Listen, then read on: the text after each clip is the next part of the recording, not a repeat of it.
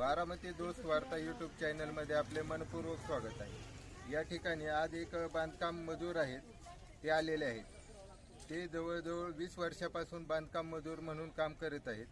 आज त्यांच्या दोन्ही पायाला जखमा झालेल्या आहेत। आज ते 8 दिवस घरी बसून आहेत।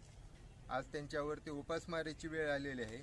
तर नक्की काय परिस्थिती आहे ते त्यांच्याकडनं जाणून घेऊया। नमस्कार, नक्की काय तुमची काय परिस्थिती आहे? नमस्कार, मी अरुण चंद्र भोसले, अल्पभूधारक आहे, गोजबावी गावचा रहिवासी, अनुसूचित जातीतील आहे। तरी मी गेली 20 वर्षे या बांधकाम कामगार म्हणून काम करत आहे। तरी माझी यामध्ये नोंद झालेली नाही।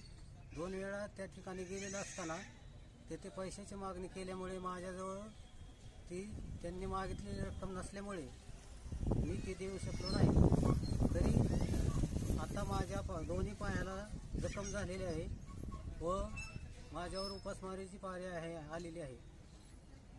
या ठिकाणी हे अनुसूचित जाती प्रवर्गातील अल्पभूधारक बांधकाम मजूर आहेत। म्हणजे बारामतीमध्ये बांधकाम मजुराची नोंदणी करण्याचे ऑफिस आहे, त्या ठिकाणी पैशाची मागणी केली जात आहे। आणि अशा या अल्पभूधारक व्यक्तीकडे पैसे नसल्यामुळे, निव्वळ फक्त पैसे नसल्यामुळे त्याची नोंदणी झालेली नाही, त्याच्यामुळे तो त्या योजनेपासून वंचित राहिलेला आहे। तर अशा या गोरगरीब जनतेसाठी ते ऑफिस आहे की नक्की कुणासाठी, हा सामान्य बारामतीकरांसाठी प्रश्न निर्माण झालेला आहे। धन्यवाद। मी अजित लोंढे।